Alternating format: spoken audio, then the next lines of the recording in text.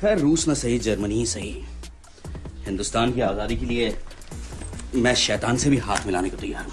पर जर्मनी से भी उन्हें नाजी गवर्नमेंट से कोई रिस्पॉन्स नहीं मिला, तो उन्होंने सोचा चलो यहाँ से भी निकलते हैं।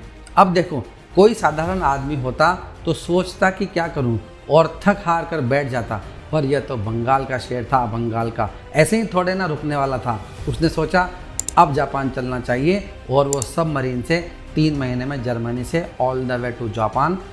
भारत की कहानी का मेन पृष्ठ अब आने वाला है। अतः अब हम भारत चलते हैं, जहां गांधी जी ने बेहद famous the quit India movement launch कर दिया है। हाँ, वही भारत छोड़ो आंदोलन जो हमारी क्लास की बुक्स में भारतीय स्वतंत्रता संग्राम का लास्ट पेज हुआ करता था।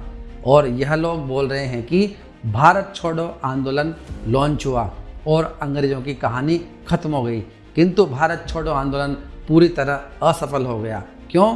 क्योंकि आंदोलन शुरू होने के थोड़े समय में ही एंटायर कांग्रेस नेता जेल में थे। लीडरशिप के अभाव में यह आंदोलन खत्म हो गया। भारत छोड़ो आंदोलन का आइडिया गंदा नहीं है, इसमें पूरा भारत साथ आ गया। बट द प्रॉब्लम इज़ कि नेताजी बार बार बोल रहे थे इस तरह के आंदोलन को दबाना अंग्रेज अब अच्छे से सीख गए हैं। अहिंसा गलत नहीं है, पर अब वह भारत के किसी भी काम की नहीं रही। साथियों, अब चलते हैं नेताजी के पास, जो 1943 में जापान पहुंच चुके हैं, जहां पर उनको पहले से बनी हुई फौज आज़ाद हिंद का लीडर घोषित कर दिया जाता है। अब लॉजिक समझना, नेताजी जापान क्यों आए? ताकि वह जापान में रहकर एक आर्मी बना सके इंडियन सोल्जर्स की। बट जापान में इंडियन सोल्जर कहाँ से आएंगे? वह ऐसे कि 1942 में सिंगापुर, जो कि ब्रिटिश मिलिट्री के कंट्रोल में था, ब्रिटिश मिलिट्री जिसमें मोस्टली हिंदुस्तानी हुआ करते थे, उस सिंगापुर को जापान ने अपने कंट्रोल में ले लिया था। एंड ब्रिटिश मिलिट्री के हिंदुस्तानी सोल्जर्स जापान के कब्जे में आ गए। तो नेताजी ऐसे हिंदुस्तान की सैनिकों की आज़ाद हिंद सेना बनाना चाहते थे, जो कि भारत की आज़ादी के लिए लड़े। अब सब सेट है, आर्मी तैयार है, जापान का सपोर्ट है, और बस नेताजी के ऑर्डर का इंतज़ार है। ऑर्डर आ जाने पर INA इंडियन नेशनल आर्मी ने हमला किया और जापान की आर्मी के साथ मिलकर धीरे धीरे कई इलाके INA के कब्जे में आ गए। अब मणिपुर के मोहेरंग में INA ने तिरंगा भी लहरा दिया है और चारों तरफ चलो दिल्ली के नारे लग रहे हैं। इधर दिल्ली में बैठे बड़े ब्रिटिश ऑफिसर नेताजी से डर रहे हैं और सब उन्हें बड़ी चुनौती के रूप में स्वीकार कर रहे हैं।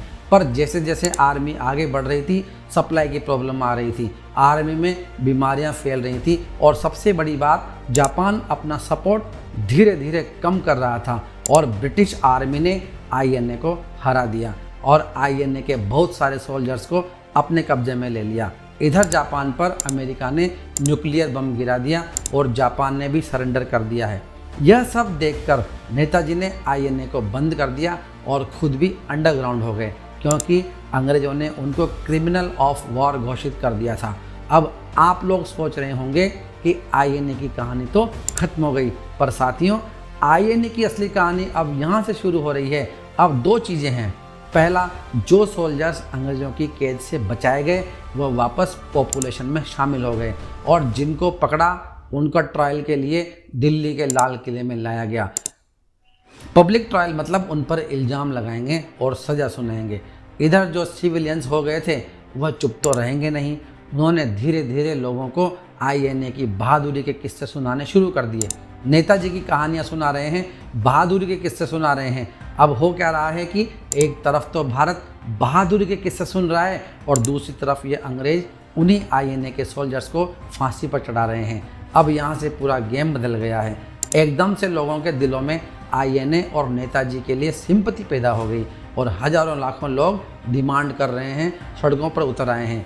INA के सोल्जर्स की रिहाई और भारत से ब्रिटिश रूल का इमीडिएट विड्रॉल, पूरा देश साथ खड़ा हो गया है। साथियों, इस प्रकार की सिचुएशन हर बार बनी है, पर अंग्रेज आर्मी के दम पर बच जाते हैं। लेकिन इस बार इनकी किस्मत खराब है, क्योंकि अभी वर्ल्ड वार खत्म हुआ है और ब्रिटेन ने अपने मेजॉरिटी ऑफ सोल्जर्स को वापस घर भेज दिया है। इधर INA को देखकर अंग्रेज़ों की सेना में जो भारतीय थे वह बगावत पर उतर आए। अब अंग्रेज़ों की फटने लगी है, पर बात वहाँ बिगड़ी जब रॉयल इंडियन नेवी, जिसमें भी इंडियन सोल्जर्स हैं, उनको खाना देने से मना कर देते हैं, गालियाँ देते हैं, वह भी बगावत पर उतर आए हैं। कई जहाज़ों से तो कैप्टन को बाहर फेंक दिया गया है। अब अंग्रेज़ों के कंट्रोल में ना आर्मी है, ना नेवी है और ना ही एयरफोर्स है। अब वह पॉइंट है जब 1857 की क्रांति के बाद, जब दूसरी बार अंग्रेज़ों की फटकर हाथ में आ गई है। यहाँ से British officials, government in London में यह ऑर्डर भेज रहे हैं कि भाई अभी यह देश छोड़ने का समय आ गया है, यहाँ एक डेट अनाउंस करनी पड़ेगी आज़ादी की, वरना यह लोग हमें खदेड़ के बाहर निकाल देंगे। और यह बात सच है, यदि अंग्रेज़ कुछ और रुक जाते तो माहौल इतना ख़राब था कि हमारे लोग उनको खदेड़ कर बाहर निकाल देते।